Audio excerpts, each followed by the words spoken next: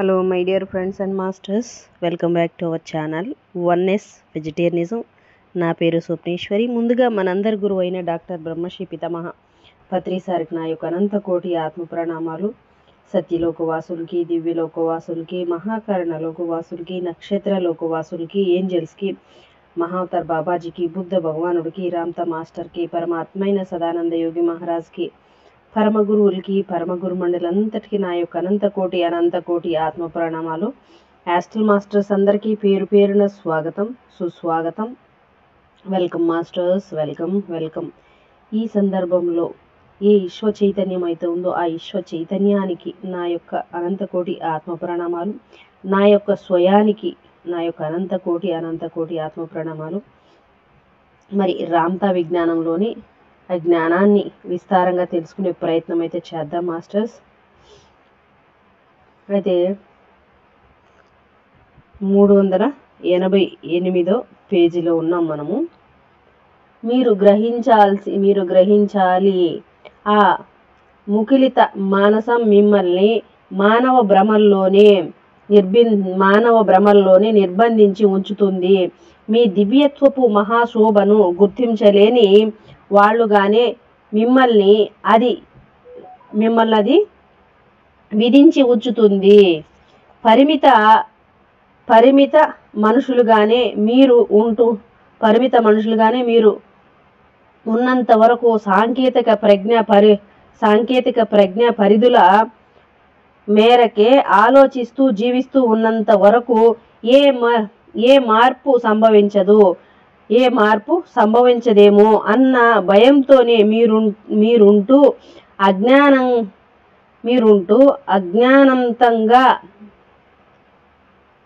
అజ్ఞాతంగా ఉన్న ప్రజ్ఞ కంటే అతీతమైన మహాప్రజ్ఞ ప్రాప్తవాకాశపు సంభవ్యతను సైతం ఏమాత్రం ఊహించలేని వారే అయి ఉంటారు. కానీ ఆ పరివర్తనం సంభవించడం సంభవించడం తథ్యం. ఎందుకంటే జన్మిస్తూ గతిస్తూ ఉన్న ఈ సుందర జగత్తలం మీద మీరు దర్శించడానికి, అర్థం చేసుకోవడానికి,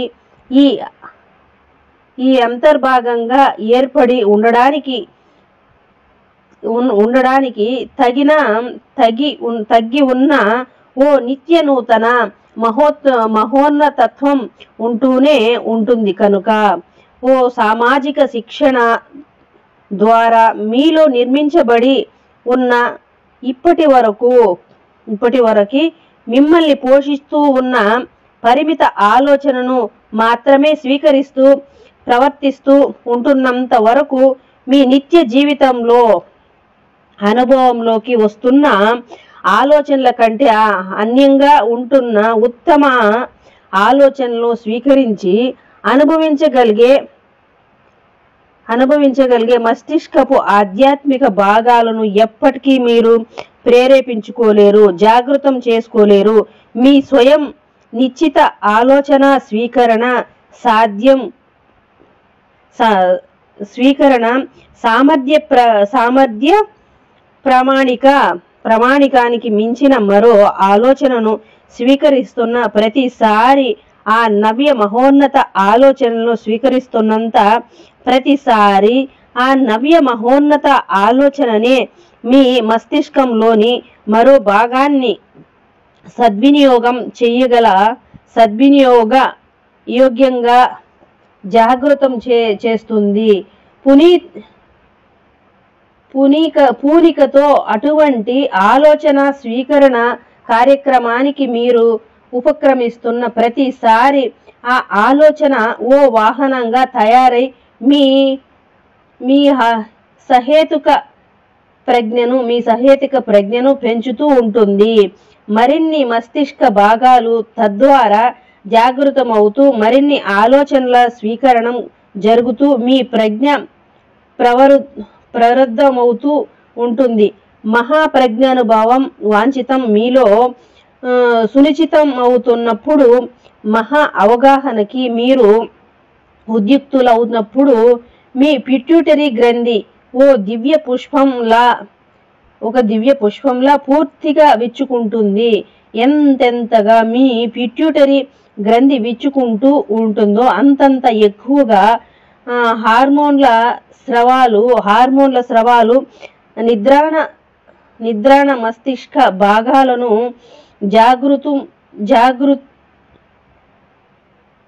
జరుగుతూ వాటిని జాగృతం చేస్తూ మరింత తీవ్ర తరంగాకృతుల ఆలోచన స్వీకరణానికి నాంది పలుకుతాయి. మీరు మహాప్రజ్ఞులయ్యే సాధన క్రమం అత్యంత సులభమైనదే అని మీరు గ్రహించాలి. తత్ప్రాప్తి కోసం మీరు చేయాల్సిందల్లా స్వీయ ఆలోచన మాత్రమే. మానవ మస్తిష్కాన్ని మహామర్మంగా ఉంటూ ఎందరో గందరగోళంలో పడేస్తూ ఉంది. మస్తిష్కాన్ని బయటకు తీసి పరీక్షించిన వాళ్లకు అందరికీ అందులో ద్రవాలు తప్ప నీరు తప్ప మరేమీ కనిపించడం లేదు. నీరు విద్యుద్వాహంగా ఆ ద్రవం సాంద్రత ఎంతెంత ఎక్కువగా ఉంటుందో అంతంత ఎక్కువగా విద్యుద్రవాహాలు అందులో జరుగుతూ ఉంటాయి. నిద్రాణంగా ఉంటున్న మస్తిష్క భాగాల్లోని ద్రవాలు అత్యంత సాంద్రతతో ఉంటూ అతి తీవ్ర సంకల్ప తరంగాకృత వేగాల్ని వాహక సంపదలుగా పరివర్తించి శరీరంతరంగంలోని అన్ని భాగాలకు అత్యంత వేగంతో ప్రసరింపజేయగలిగే సామర్థ్యం సంతరించుకుని ఉన్నాయి. కనుక మరిన్ని ఆలోచనలు నిద్రాణంగా ఉన్న మీ మస్తిష్క భాగంలో పదిలపరిచి మీరు ఉంచుకోగలిగితే అతి వేగంగా ఆ ఆలోచనకు ప్రీతి స్పందించే తత్వాన్ని సామర్థ్యాన్ని మీ శరీరం సహజంగానే సంతరించుకుంటుంది. మీ మస్తిష్క సర్వస్వము తన సంపూర్ణ సామర్థ్యాన్ని సంతరించుకున్న స్థితిలో మీ శరీరంతో మీరు దేన్నైనా సాధించవచ్చు. సంకల్ప ప్రేరిత అనుభూతి సర్వస్వపు సుస్థిర మహానిక్షిప్త సంక్షేపకర్త అయిన ఆత్మతో మీ మస్తిష్కము దానితో పాటు అత్యంత సామర్థ్యంతో సాగే శరీర ప్రతిస్పందనలతో మీరు కోరుకున్న విధంగా మీ శరీరం తయారవుతుంది. మస్తిష్కాన్ని పూర్తి సామర్థ్యంతో వినియోగించుకోగలిగితే మీ శరీరాన్ని ఓ క్షణంలో ఓ కాంతి పుంజంగా పరివర్తించుకోవచ్చునన్న శరీరంతో శాశ్వతంగా జీవించవచ్చన్న విషయం తెలుసా మీకు? మీ శరీరంలో ఓ అంగం లోపిస్తే మరో కొత్త అంగాన్ని పునర్నిర్మించగలిగే సామర్థ్యం మీ మస్తిష్కానికి ఉన్నదన్న విషయం తెలుసా మీకు? సంపూర్ణ వినిమయంలోకి వచ్చిన మస్తిష్కానికి శరీరానికి వాటిల్లే సర్వ రోగాలను వ్యాధులను సంరక్షణలో క్షణంలో పోగొట్టి స్వస్థత చేకూర్చే సంకల్పిత భౌతిక స్వరూపాన్ని క్షణంలో సంతరింపజేసే అద్భుత సామర్థ్య సహజ స్థితిలో సమకూరి ఉంటుంది. మీ మస్తిష్క సామర్థ్యం అపారం అయిన సంకుచిత ఆలోచనల తీరులో 3వ వంతు మస్తిష్క భాగాన్ని మాత్రమే ఉపయోగించగలుగుతూ ఉన్నారు మీరు. నిరుపయోగంగా మిగిలి ఉన్న మస్తిష్క మహాభాగం అంతా దేనికోసం అనుకుంటున్నారు మీరు? ఓ శూన్యావరణాన్ని నింపడానికా మీ శరీరం ఈ స్థితిలో ఉంటున్నది? మీ మస్తిష్కపు సామూహిక చైతన్య ప్రజ్ఞకు అనుగుణంగా మాత్రమే మీరు స్వీకరిస్తున్న ప్రతి ఆలోచన తదనుగుణ్యంగా విద్యుత్ స్పందనగా మీ శరీరాంతరంగంలోని సర్వకణ జాలాల్లోకి ప్రసరిస్తూ పోషిస్తూ ప్రభావితం చేస్తూ ఉంటుంది కనుక. కానీ మీ బాల్యం నుంచే, మీకు ఊహ తెలిసినప్పటి నుంచే, సామూహిక ప్రజ్ఞతో ఆలోచించగలిగినప్పటి నుంచే మీరు పెరిగి పెద్దవాళ్ళు అవుతారని, వృద్ధాప్యం వచ్చేస్తుందని, ఆ తరువాత మరణించే తీరాలని మీకు నేర్పించబడిన విషయాన్ని స్వీకరించి నిలుపుకొనే ఉన్నారు కదా. ఆ ఆలోచనను మీరు స్వీకరించారు కనుకే మీ శరీరంలోని నిర్జీవ శక్తిని మీరే క్షీణింపజేసుకోవడాన్ని ప్రారంభించారు. ఆ వృద్ధాప్యం భావనే అతి నెమ్మదిగా సాగే ఓ అత్యల్ప తరంగకృత వేగ విద్యుత్ స్పందలింగాన్ని శరీరాంతర సర్వ కణజాల సమూహంలోకి ప్రసరింపజేస్తుంది కనుక. స్వీకరింపబడుతున్న ఆలోచన తరంగాల ఆకృతి వేగం ఎంతెంతగా అల్పమై ఉంటుందో అంతంత ఎక్కువగా శరీర పటుత్వం సన్నగిల్లే వేగం పెరుగుతూ యవ్వనాన్ని దారుఢ్యాన్ని పునఃసృష్టించుకోగల శరీర సామర్థ్యం తగ్గిపోతూ ఉంటుంది కనుక. వార్ధక్య లక్షణాలు ఆ తరువాత అనివార్యమైన మరణము యథావిధిగా సంభవించే తీరుతుంది. అందువల్లే అయి ఉన్న అంతరంగ గుర్తుల ఆలోచనల్ని నిరంతరం స్వీకరిస్తూ తదనుగుణంగా మహాశక్తియుక్త విద్యుత్ సంకల్పాలని మీ శరీర కణజాల సర్వస్వంలోకి ప్రసరింపజేయనిస్తూ మీరున్నప్పుడు మీ శరీరపు వయసు ఏమాత్రం పెరగకుండా ఎప్పటికీ మృత్యు చెందక శాశ్వతంగా ఆ వర్తమాన క్షణం నిత్యత్వంలోనే స్థితమై ఉండి పోతుంది. కానీ ఇక్కడి అందరికీ వృద్ధాప్యం మరణాలు అనివార్యం అనే సునిశ్చిత ప్రజ్ఞ స్థిరంగా ఏర్పడిపోయి ఉంది కనుక విద్యుత్ స్పందనల ప్రవాహాలు క్షీణించిపోతూనే ఉంటాయి.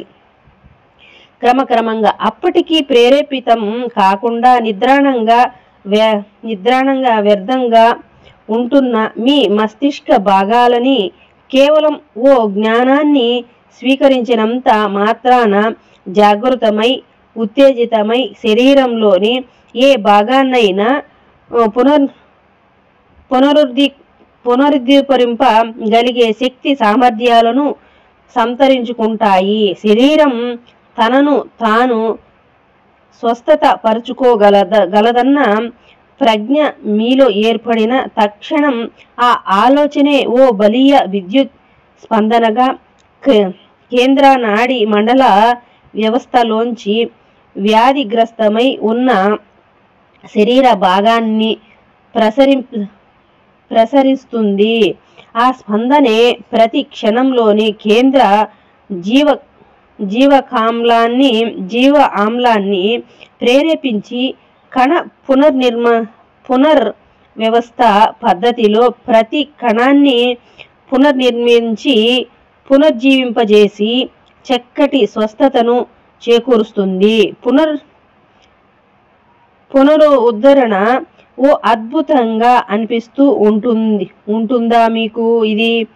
ఇది అలాగే జరిగి తీరాలి, మరి జరుగుతున్నది కూడా. సరిగ్గా ఇదే వైద్యుల సేవల, ఔషధాల సేవల వల్ల మాత్రమే శరీర స్వస్థత చేకూరుతుందని అనుకుంటున్నారు మీరు.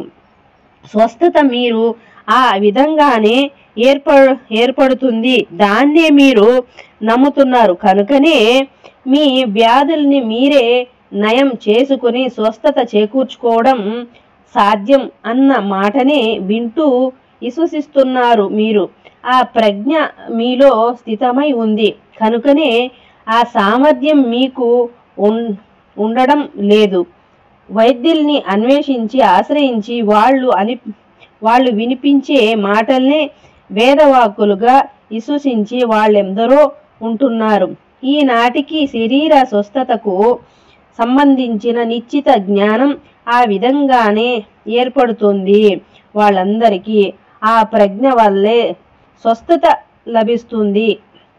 వాళ్లకు ఓ క్షణంలో ఓ ప్రజ్ఞ నిర్వర్తించే మహాతార్క్యం ఇదే. మీరు కోరుకున్న విధంగా మీ శరీరాన్ని అది పరివర్తిస్తుంది. అపరిమితులై ఉండే సామర్థ్యం మీలోనే ఉంది. శరీరం అంగాల్ని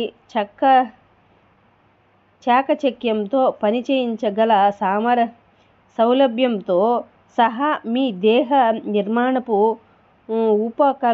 ఉపకల్పన ఆ విధంగానే సాగింది కనుక ఉనికిలో మీరు ఉంటున్న ప్రతి క్షణంలో మేల్కొని ఉన్నా, నిద్రిస్తూ ఉన్నా, సచేతనంగా ఉన్నా, అచేతనంగా ఉన్న దివ్య మానసంలోని ఆలోచనను నిరంతరంగా స్వీకరిస్తూనే ఉన్నారు. మీ స్థితిలో మిమ్మల్ని నిలిపి ఉంచుతున్న అద్భుత దైవమే అయిన ఆలోచన సర్వస్వంలోంచి ఏ ఆలోచన తరంగాకృత వేగాన్ని మీరు స్వీకరిస్తున్నా మీకు ప్రాప్తించే పారితోషికం ఏకైక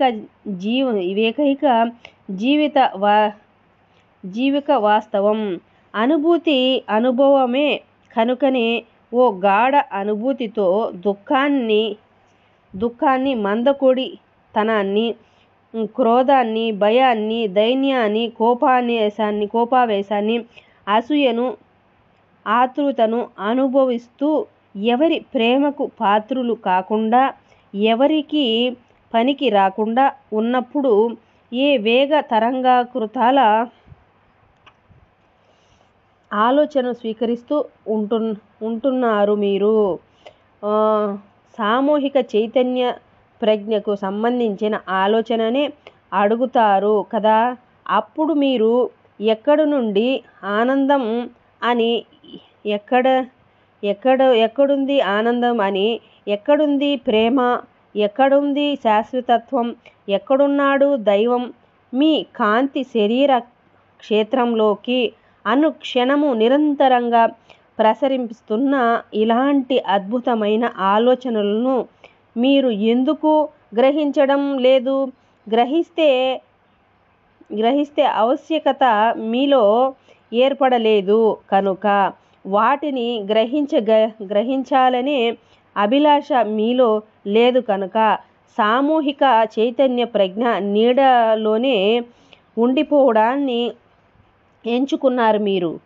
అందరి వస్త్రధారణను అనుసరిస్తూ, అందరిలాగే వ్యవహరిస్తూ, అందరిలాగే ఆలోచనలను మంద మనస్తత్వంతో సాగిస్తూ, సంఘంలోనే ఇమిడి ఉండాలనుకుంటూ, ఆ సంఘపు గుర్తింపుతోనే కోరుకుంటూ, అలా ఉండకపోతే మనుగడే లేదన్నట్లు జీవిస్తున్నారు మీరు. ఓ మహాప్రజ్ఞను గ్రహించాలని మీరు అనుకోవడం లేదు. సార్వభౌములు స్వయంగా మీరే అన్న దైవం సాక్షాత్తు మీరే అన్న శాశ్వతులు మీరే అన్న సర్వజ్ఞులు మీరే అన్న ప్రజ్ఞ ప్రాప్తి ఆలోచన స్వీకారం మీ ఇంటి వాళ్ళ స్నేహితుల మతాల ప్రభుత్వాల స్వభావాలతో ఓ వైరుధ్యంతో సాగే వ్యవహారంగానే ఉంది అని మీరు అర్థం చేసుకున్నారు కనుక అలా అనుకున్నందువల్లనే స్వాధికారాన్ని పోగొట్టుకున్నారు. మీరు సార్వభౌమత్వాన్ని వదులుకున్న మీరు దైవం మీరే అన్న గుర్తింపునే మరచిపోయారు. మీరు మీ మనసును మీరే మూసివేసుకున్నారు. మనోవికాస విద్యను బోధించి థ్యాంక్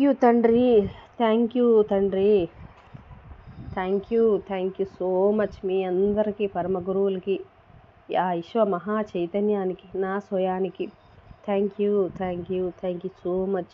ఐ లవ్ యూ.